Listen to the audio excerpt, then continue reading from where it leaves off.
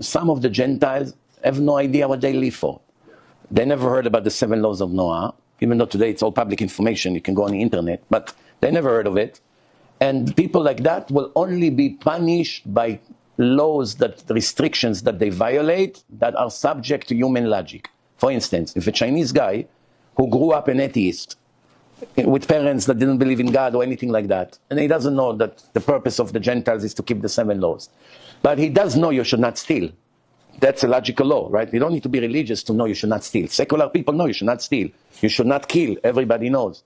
All kinds of acts of cheating in a business, in intimacy, all these things, they know about this. So there's a lot of laws that human decency require, regardless of religion, right? You go anywhere, you go to Zimbabwe in the jungle there. You ask somebody there, excuse me, do you think it's good to take something that belongs to your friend? He's not an idiot. He knows that's his and that's mine. Why should I steal his, right? Regardless of religion. The secular lefties in Israel in a kibbutz, they didn't know you should not steal. Most of them were not thieves, at least back then. They had some morality, but they were anti-religion. But they were very, very straight. Why? Because they knew that's not ethical to steal, or to rape, or to murder, or to lie. Well, when I was in school as a kid, the secular teacher, she didn't teach us we should not lie. She knew that it's not good to lie, right? Didn't she teach us you should not kill, or you should not steal, or you should not deceive? So they know a lot of the laws they do know. Plus, there is also something that is required from every human being. The search for the creator of the world. That's common sense. Just like if someone will tell you that this bottle was made by itself, without a maker, you won't believe it. And if he will tell you, prove to me that it was made by someone, I'll give you $1 million.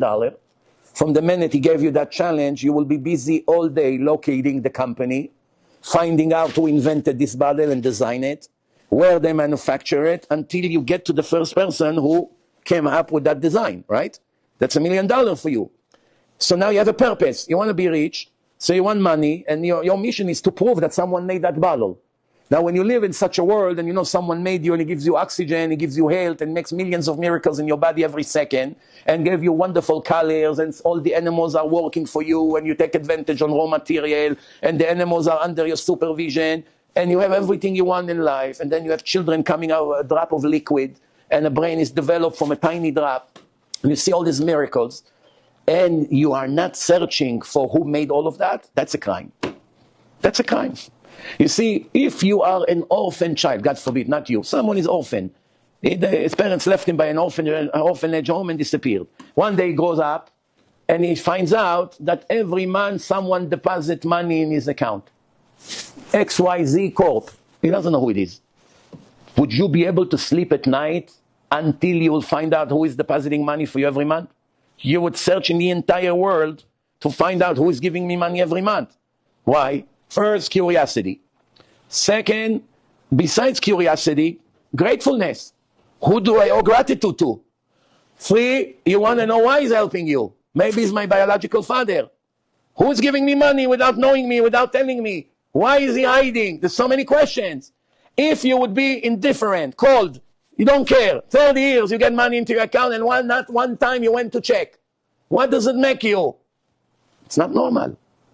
So a lot of these Gentiles, most of their punishments would be, why you did not search for me?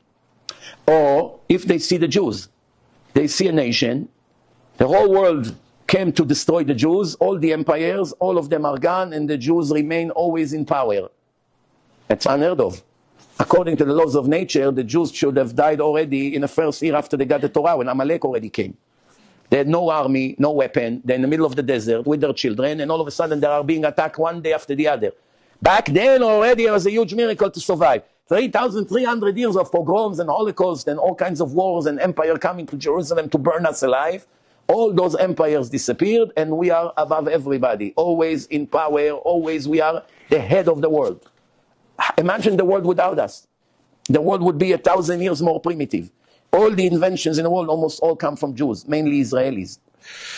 Medicine, doctors, surgeons, biggest judges in America, all kinds of designers, architects, artists, musicians, big rabbis, philosophers. Try to imagine the world without the Jews. And the Jews are 0.25% from the population. And the Goyim gets angry. The Jews in control, the Jews in control, they control the money. So who will control the money? You? You compare yourself to the chosen people, you don't see their blessing by God? It's good for you that they run the country and they run the world and they run economy. I want to remind you that the United States was on a point of bankruptcy in 2008.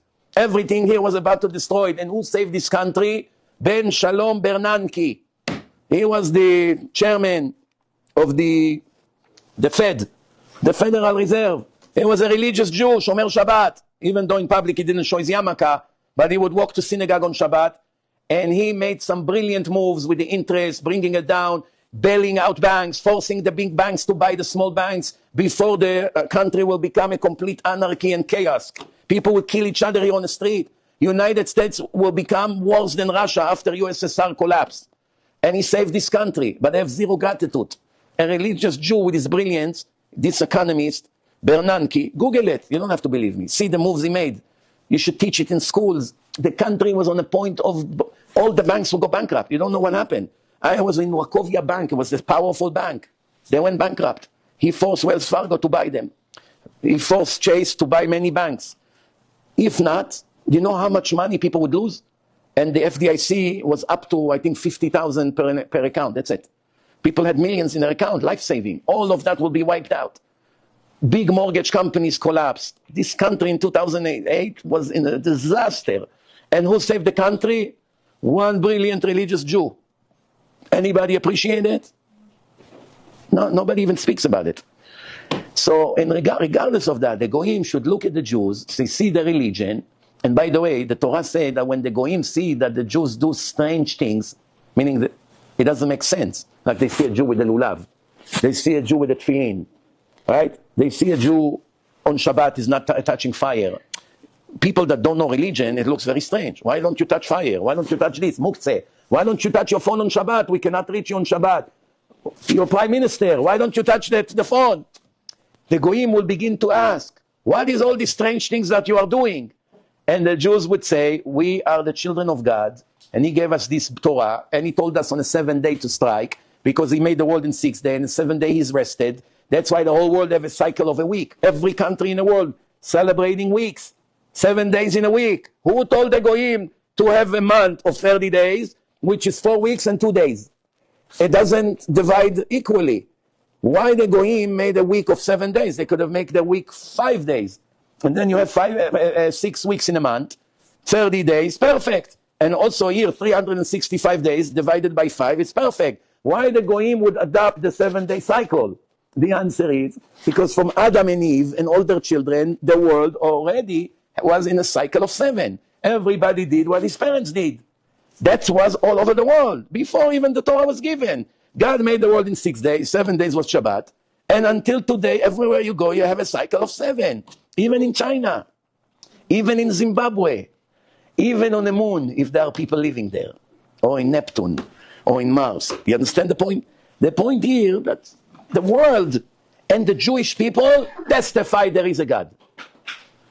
And ignoring it, you will have to answer some questions as a Gentile. You understand? You didn't see the Jews? You didn't see that I'm watching over them? You didn't see a small group of people, 15 million people, run a world with 8 billion people, and they're always on the top everywhere they go? You don't see? You didn't look at the 100 most generous philanthropists in America that give the most tzedakah. From the 100, percentage-wise, the Jews are more than half of the list. 0.25% from the population. No, in the United States, you have about 6 million Jews, about 400 million Americans. How much is 6 million from 400? 1.3%, 1.4%. So 1.5% contribute more than 98.5% of America to charity. Make sense?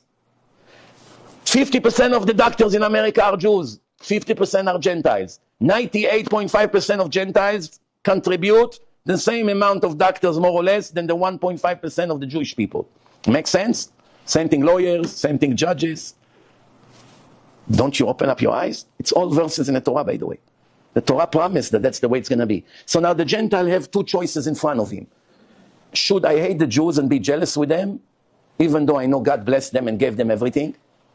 Or I should be their friends, endorse them, support them, love them, speak highly about them, even though I'm not one of them. At least I don't get God angry at me. Why should I go against the children of God when I see that He's blessing His children and protecting them from all their enemies? Why should I choose to be their enemies and one day stand in front of God and have to explain why I hated His children and His religion?